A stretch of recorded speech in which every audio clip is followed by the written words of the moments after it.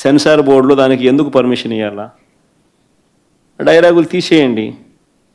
ఇంకా బాలకృష్ణ సినిమాలు, ఆ పవన్ కళ్యాణ్ సినిమాలు చూస్తే ఇంకా పెద్ద పెద్ద డైలాగులు కనిపిస్తాయి. నాకు ఇప్పుడే ఇక్కడికి వచ్చి ప్రెస్ మీట్కి ముందు శ్రీహరి నాకు చూపించినట్టు కొన్ని డైలాగులు, ఆ సినిమా డైలాగులు, వాళ్ళ సినిమా డైలాగులు చూస్తే ఇంకా దారుణమైన డైలాగులు.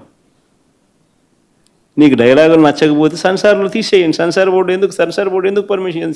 సెన్సార్ బోర్డు ఉండేది ఎందుకు? అంతేగాని ఆ సినిమా డైలాగులు, సినిమా వచ్చిన తర్వాత, రిలీజ్ అయిన తర్వాత ఆ సినిమా డైలాగులు, ఆ సినిమాలో మంచి పాటలు ఉంటే ఆ మంచి పాటలు అవన్నీ న్యాచురల్గా ప్రసిద్ధి చెందుతాయి. ఆ సినిమాలో మంచి పాట ఏదైనా ఉంటే ఆ మంచి పాట పాడినా తప్పే అంటావు.